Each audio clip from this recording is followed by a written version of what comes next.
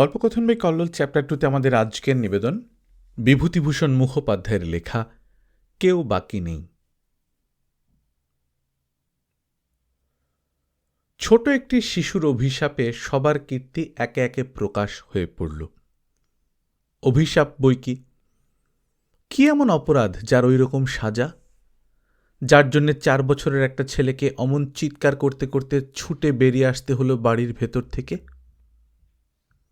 হতে পারে দাদু এসেছে বলে চিৎকারের আরও বাড়াবাড়ি, তবু বাদশাদ দিলেও যা বাকি থাকে সেটাকেও তো অগ্রাহ্য করা যায় না। এত কিসের রাগ? একে রাগ বলতে হবে না চণ্ডাল? দাদু বাইরের ঘরে ইজি চেয়ারে বসে সকালবেলার চা খাচ্ছিলেন, এক হাতে খবরের কাগজ।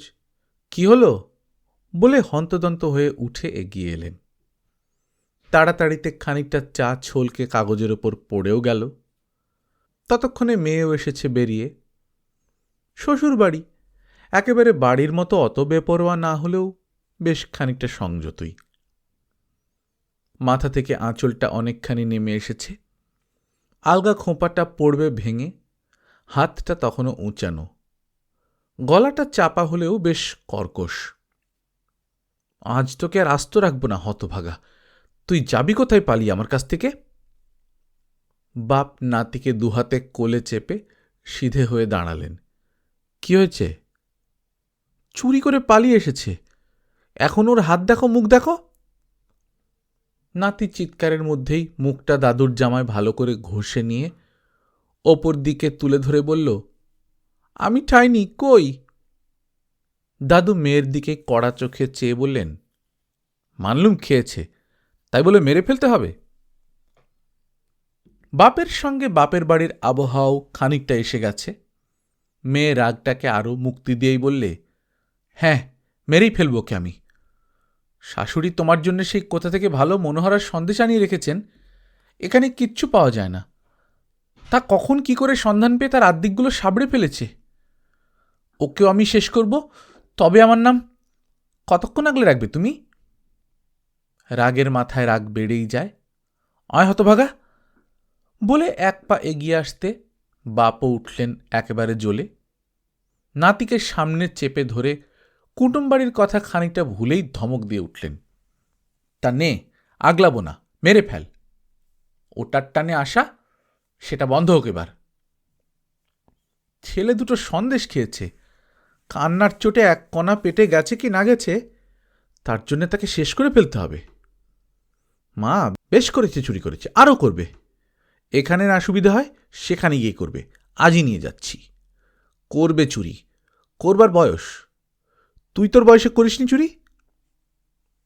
হঠাৎ যেন কোথা দিয়ে কি হয়ে গিয়ে মেয়ে বাপের মুখের দিকে ফ্যাল ফ্যাল করে চেয়ে রইল, যেন বিশ্বাস করতে পারছে না যা শুনল। বাপেরও হুঁশ হল, যে বয়সে করত চুরি মেয়ে আর সে বয়সে নেই, সে জায়গাতেও যে নেই সেটাও বসেছে ভুলে। একটু যেন গলাটা শুকিয়ে কথা গেল আটকে, কয়েক সেকেন্ড, তারপরই সামলে নিলেন। নিজেকেই টেনে নিয়ে এসে বললেন, কেন, তোর বাপ চুরি করেনি? ছেলেবেলার রোগ, ও রোগ দেখতে গেলে কার না। মেয়ে হঠাৎ দুহাতে মুখ ঢেকে ফুঁপিয়ে কেঁদে উঠল। তার সঙ্গে সঙ্গেই, তাই নিয়ে যাও, আমি ও হতভাগার মুখ দেখব না। ওর জন্যে আমার বুড়ো বয়সে বাপ তোলানি শুনতে হলো। কি বাকি রইল আর আমার? কিচ্ছু বলবো না, কোনো সম্বন্ধ নেই ওর সঙ্গে আমার আর, যা কখনো শুনতে হয়নি আমার কারুর কাছে। বাপ এগিয়ে গিয়ে মাথাটা বুকে টেনে নিলেন, বললেন, এই দেখো, ছেলে মানুষই, তা তোর বাপই তো তোকে বাপ তুলিয়েছে, না আর কেউ। চুপ কর। দেখো তবু কাঁদে। বলছিলাম, ছেলেবেলায় কে কবে চুরি করেছে তার জন্য তো সারা জন্ম চোর হয়ে থাকছে না। চুপ কর মা। মালা, শুনছিস? শাশুড়ি টাশুড়ি কেউ এসে পড়বে, মনে করবে কি না কি বলেছে মেয়েকে। নিজের গলাও কি করে যেন ধরে আসে। মেয়ের মাথাটা বুকে চেপে ধরেন দীননাথ। দীননাথের চুরির কথা নিয়ে এখনো আলোচনা হয় বাড়িতে। তার একটা কারণ হয়তো এই যে মা বড় বোন এখনো বেঁচে। তবে এ কথাও ঠিক যে চুরি করায় যেসব প্রতিভার পরিচয় দিতেন দীননাথ তা যেমন মৌলিক তেমনি অসাধারণ, মুখে মুখে পারিবারিক ইতিহাসে বাঁচিয়ে রাখবারই জিনিস। উদাহরণস্বরূপ লুচি পায়েসের গল্পটা নেওয়া যেতে পারে। বিকেলে জলখাবারের জন্য কোনো পূজা পর্ব উপলক্ষে সেদিন ছিল বিশেষ বন্দোবস্ত। গরমকাল, ঢাকাঢুকি দিয়ে রাখলে পায়েস যাবে টোকে, লুচিও না টোকুক ভেপসে যেতে পারে। হাওয়ায় আদুর রেখে দেয়া দরকার। কিন্তু তাতে বিপদ আছে, দিনুর লুব্ধ দৃষ্টি একটু নাগালের মধ্যে পেলে আর রক্ষে নেই। ছোট বড় ছেলে মেয়েদের মিলিয়ে 4 জনের যোগ্য খাবার বিকেলবেলা দেওয়া হবে সবাইকে। রান্নাঘরের জানলা থেকে প্রায় হাত 4 দূরে একটা টেবিলের উপর লুচির রেকাবি আর পায়েসের বাটি রেখে দিয়ে গেরস্ত দোরে তালা লাগিয়ে নিশ্চিন্ত হয়ে খেয়ে দিয়ে আরাম করতে গেল। খানা 12 রুটি, 1 বাটি সুজির পায়েস। বিকেলে ঘরের তালা খুলে দেখা গেল 3খানি লুচি আর বাটির কোলে 6টা খানেক পায়েস পড়ে আছে। আরও আশ্চর্য, যেন উধাও হয়ে গেছে। কোন দিক দিয়ে কিভাবে গেল তার কোনো চিহ্ন রেখে যায়নি। একটা হইচই পড়ে গেল। কাজটা যে দিনুর তাতে কারুর সন্দেহ নেই, কিন্তু ধরা ছোঁয়া তো যাচ্ছে না। সমস্ত হাতটা জানলা দিয়ে সাঁত করিয়ে দিলেও তবু তো হাত 2 দূরেই থেকে যায়।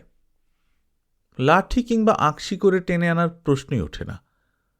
তাহলে দিনুর ঠোঁট ফুলিয়ে কাঁদো কাঁদো হয়ে বলে, মারো দিনেকে ধরে, একে খিদে পেট জ্বলছে, ছাই ফেলতে ভাঙাগুলো দিনেই তো, বেড়ালে খাক কুকুরে খাক, ধর তেড়ে দিনেকে। বেড়ালে লুচি খাবে না, টেবিলের মাঝখানে কি আছে টের পেয়ে যদি পায়েস খাই তো ছড়ানো লেপানো থাকবে। টের পাওয়া গেল নেহাত নাকি ধর্মের কল বাতাসে নড়ে, তাই। একটি হাত 2.5 লম্বা চাঁচাড়ি, প্রায় আধা আধি পর্যন্ত 2 ফাঁক করে চেরা। শেষের দিকে একটা ছোট্ট গোঁজ লাগানো রয়েছে, যাতে চিমটের মতো চেরা। মুখটা হয়ে রয়েছে ফাঁক। কাঠিটা দিনুদের পড়বার ঘরের এক কোণে দাঁড় করানো রয়েছে, যেখানটায় দিনুর পড়বার টেবিল। তবু কি অত খেয়াল হতো কারুর? পিসিমা ঘরে কি করতে গিয়ে দেখেন একটা চেরা চাঁচাড়ি, তার মুখে রাঙা খুদে খুদে পিঁপড়ের ডাই। কিরকম কৌতূহল হতে তুলে নিয়ে নাড়া দিতেই মনে হলো ভেতরটা যেন সাদা সাদা কি মাখানো। হাত দিতেই টের পাওয়া গেল পায়েস।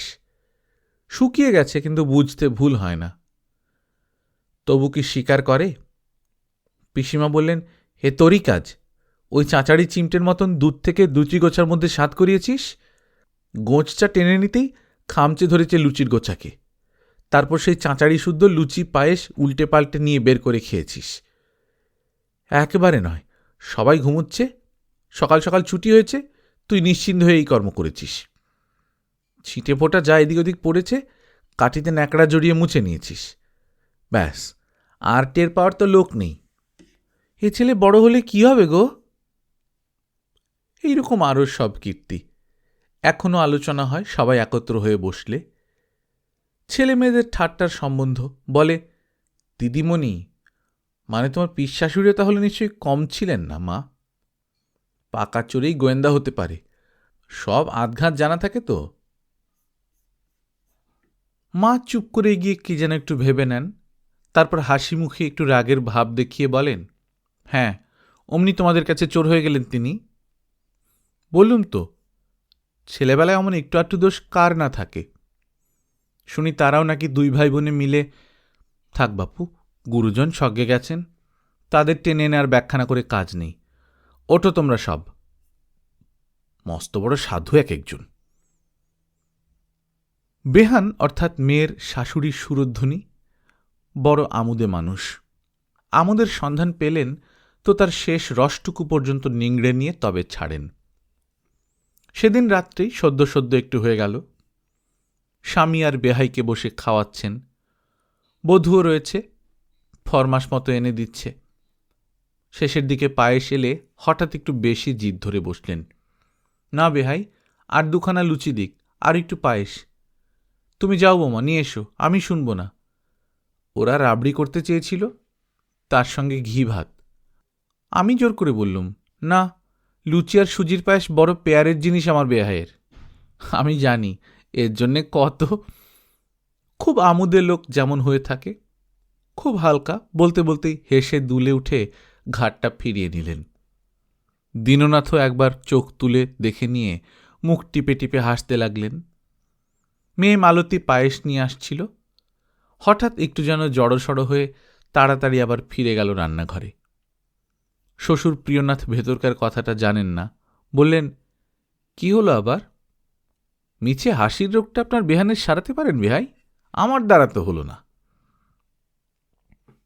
রাত্রে মেয়ে যখন মশারি গুঁজে দিতে এলো, দীননাথ বলল, হ্যাঁ রে মালা, তুই বেহানের কাছে সব কীর্তি ফাঁস করে দিয়েছিস। ওর তো জানবার কথা নয় সেসব। মেয়ে মুখটা গোঁজ করে বসল বাপের শিয়রের কাছে। এমনি অভিমানী, তার উপর অনেকদিন পর বাপকে পেয়ে আরও যা যা হয়েছে তাতে অভিমানটা আরও গেছে বেড়ে। চোখ দুটি ছলছল করে উঠল, মুখখানি আরও ভারী হয়ে উঠল। অভিমান তার সঙ্গে খানিকটা যেন রাগও, রাগ কিংবা আক্রোশ। বাপ চেনেন তো, সামনে নেওয়ার জন্য পিঠে হাত বুলিয়ে বললেন, তা বলেছিস তাতে কি হয়েছে? আমোদে লোক, খানিকটা ফুর্তির খোরাক পেলেন বেহান তোর বাপের ঘাড় দিয়ে। মেয়ের ঠোঁট দুটি ফুলে উঠল।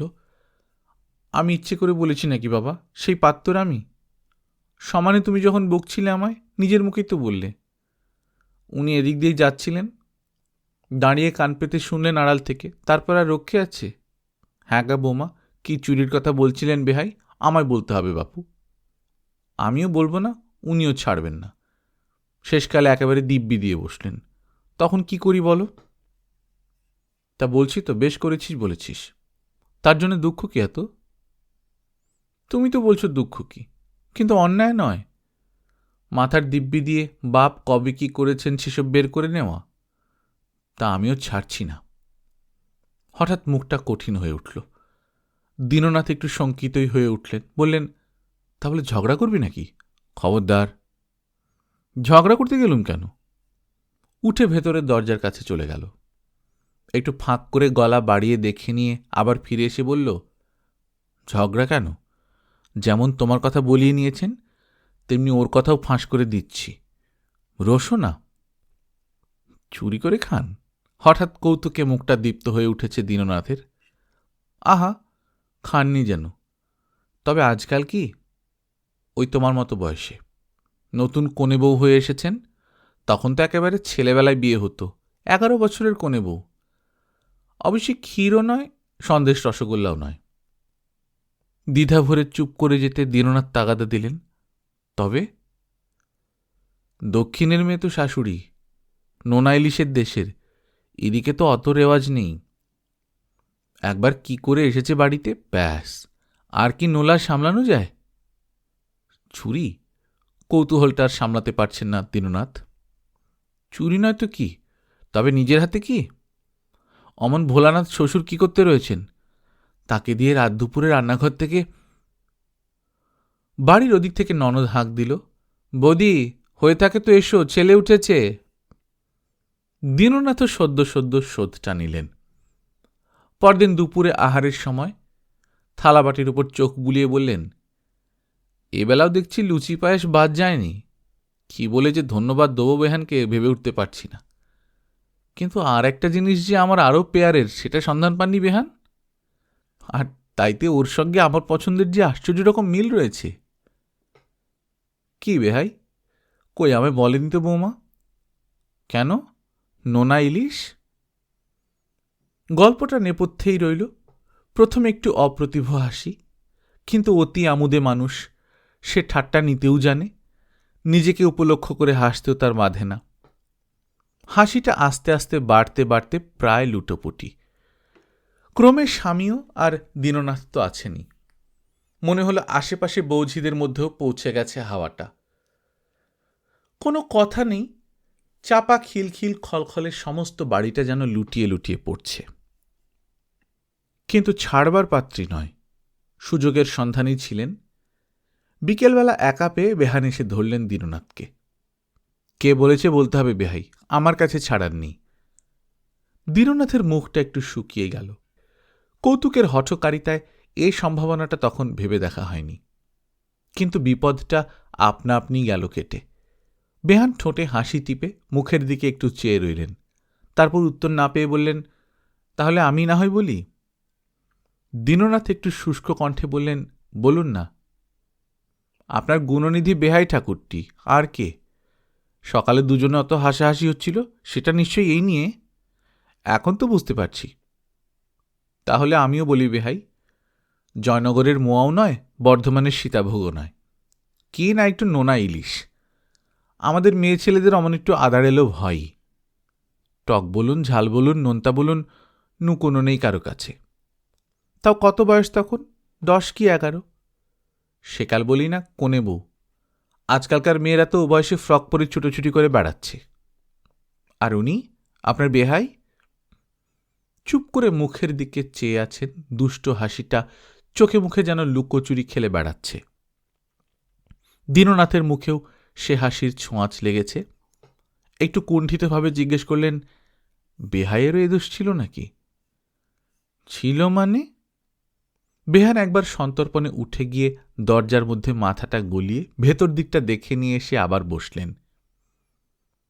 চাপা গলায় কথা হচ্ছিল, আরও একটু চেপে বললেন, ছিল কি বলছেন বেহাই? এককালে ছিল, এখন নেই, তাহলে তো বাঁচতুম। এই কালকের কথা, এখনো মুখ শুকলে মনোহরার গন্ধ পাওয়া যাবে। সত্যি নাকি? এত বড় গোপন কথাটা শুনে একটু যেন অপ্রতিভও হয়ে পড়েছেন দীননাথ। তবু বিস্ময় কৌতুকে মুখটা আরও দীপ্ত হয়ে উঠেছে। বেহানের তো কথাই নেই, একটু আক্রোশ ছিলই, তার উপর হাউ হাউয়ে মানুষ, আমোদ পেলে আর কিছুই চান না, তা নিজেকে নিয়েই হোক বা অপরকে নিয়েই হোক। স্বামী হলেও বাধা নেই।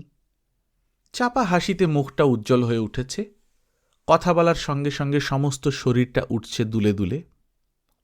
বুঝলেন না, ডায়াবেটিস রুগী সে, মিষ্টির ত্রিসীমানার মধ্যে যাওয়া বারণ ডাক্তারের, কড়া শাসনের মধ্যে রাখতে হয়েছে। কিন্তু কচি ছেলের মতন মিষ্টির লোভ বেহাই, আর বলবেন না। সে মানুষ কখনো শাসন মানে?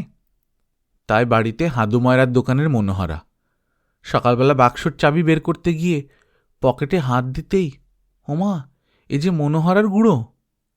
হ্যাঁ গা, বলি একই কাণ্ড। হাসির দমকে কথাগুলো টুকরো টুকরো হয়ে যাচ্ছে। গুণের কথার কত শুনবেন বেহাইয়ের, মাঝখান থেকে খোকাটার নিগ্রহ।